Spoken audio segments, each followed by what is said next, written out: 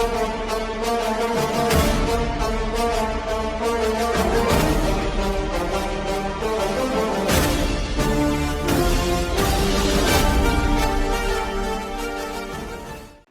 what we've done, we've focused on 5 late greats that have a very strong connection with Watford. Before I explain who those 5 people are, you can have a look around. I've got to thank Lewis Butler, I think he's right at the back there, by the booze, of course. Lewis Butler, who actually invited us to do this in the first place. He's heavily involved with Watford Entertainment and this wonderful building. And we may be the last exhibition here because it's moving on after 42 years. So I'm close better places. But anyway, and I've also got to thank Adam Lee, who's there with the camera. Adam Lee, thank you so much. Within, yes. I'm a bear of very little brain, and I can't work out these QR scans, these little things, populated things on the posters. Adam came to our house 8 days ago, and in that short time, he turned around some lovely little films. So all our 5 comedy legends here, their own voices can be heard if you scan those QR codes. So enjoy that later on with a glass of wine, a beer, start with a I've got to wait before I finish the speech. But most important, I've got to thank my gorgeous wife, Gemma, who, without her, without her, I could be in the gutter somewhere. But she is the power behind the throne, and she's helped put this together in the last 3 days, and it's been a big job on no money whatsoever. So be kind to it. It's made with love and passion. So the 5 Watford people we celebrate here today, one of my all-time comedy heroes, Carry On and sitcom legend Terry Scott is there, of course, born and bred in Watford. We have the architect of the Ealing comedies, the writer T.E.B. Clark, better known as T.B. Clark, who's behind Paul there. There's a little bit of Chitzel Colourbolt, so if you scan that, you'll see a bit of T.B. Clark talking about the Ealing comedies. We have the wonderful Odd Odour, best remembered from That's Life, Syl Fletcher, who was born in Watford. We've got probably one of the kindest, most humane men in comedy, the founding father of the Goon Show, Mr. Michael Benteen, and that beautiful person down the nose of this photo, so that everyone sees. Gorgeous Michael Benteen. And last but not least, Jimmy Perry, who wasn't born in Watford, he was born in Barnes, but Watford's very important to him. So if you scan his picture, you'll find out his connection with Watford. And also, Jimmy Perry, of course, served in the Watford Home Guard during the war. He was the archetype for Private Pike, you stupid boy. And his story is steeped in Watford comedy. And he would have been 100 this year, Jimmy Perry. So we're celebrating Jimmy here too, with an exhibition over there, bequeathed to me by my late great actor friend, Christopher Mitchell. Lovely boy, shoulders back, lovely boy, made off mum. So we've got him off mum over there as well, which Jimmy Perry created and co-wrote. But it's my absolute pleasure to have our honoured guest, who had a very close association with Jimmy Perry. So to officially open this exhibition, Linda Regan, please.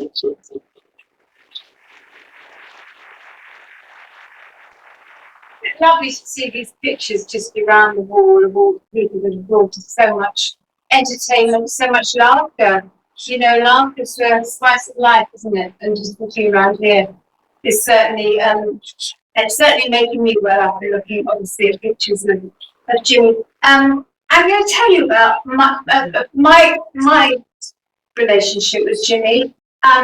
Many years before I was born, my father became very close friends with Jimmy in, I think it was Ensa, in Burma. They were in Burma during the war together, and they became very, very close friends, and they worked in the entertainment division there.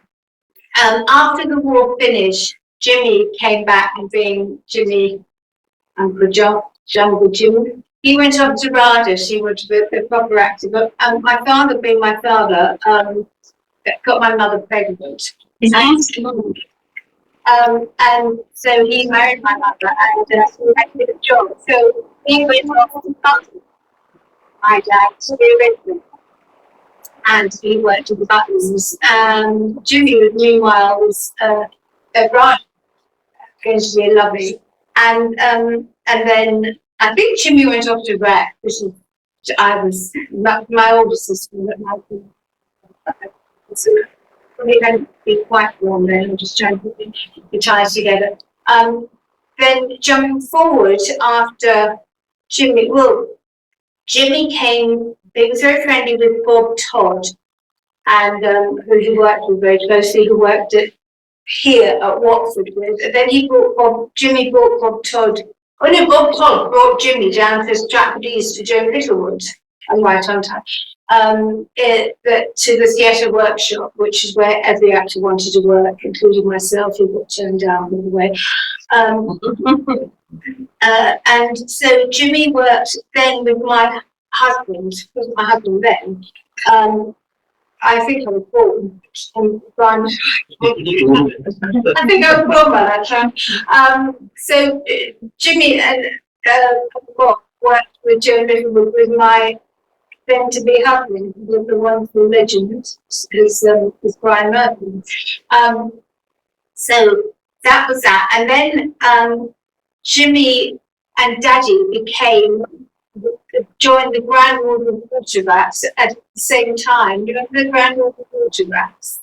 It's just a show business charity where they help anybody in need, etc. And they went in together. So obviously they'd known each other since from the wartime. So they became very bonded and very, very good friends.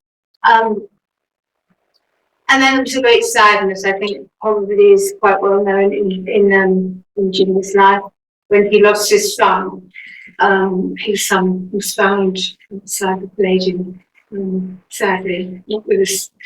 And I auditioned for A Low Low. Nothing to do with Jimmy. I auditioned for A Low Low. Just you probably but I went up for A Low Low and I met David Croft, and David said, "I'm sorry, I'm not going to have you because I'm having the Germans. They're much taller, and I'm trying to put shoes on. So Germans have to be much taller than you, and the French girls going to be brunette. So I'm afraid it's a no." And she said, "But I do like you, and I will remember you." And I thought, yeah, we've all heard that before. So that was the end of that. And then maybe a year later, I don't know, the phone rang and my agent said, "David Croft would like to see you again for a yellow coat is coming into Friday night." So up I went, and David said, "I told you I remember you. Come and join us. Would you like to join us in Heidi High?" Well, I mean, I could talk the hind legs off a donkey because my dad was a banker. And also, Daddy's best friend was Jimmy. And so, sadly, then Daddy said to Jimmy, "My daughter, did you know Linda's going to Heidi High?" And Jimmy said, "Can I adopt her? I've lost my son. I always wanted a daughter, and I'd like her to be the daughter I always wanted," which is why I'm became his surrogate daughter. So we had lots of fun on Heidi High. Jimmy was exceptionally good to me, exceptionally kind, looked after me, and I think we all miss him very, very much. I certainly do. I'm ready one already. So I'm giving you my history. You all know the history of Jimmy. He brought so much love, so much laughter to the world, and it's still with us and will be with us for always. And that's our Jimmy, our wonderful, wonderful Jimmy. And I think you should all raise your glasses to Jimmy Perry. For the incredible emotional story to share with us. I feel very privileged to be part of it.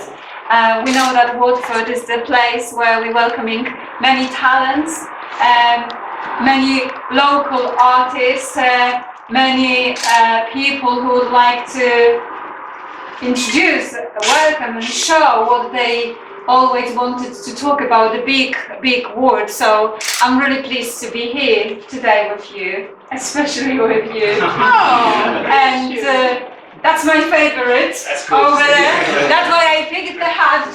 So welcome in Watford, welcome in Watford Museum, and have a lovely time. Heidi High.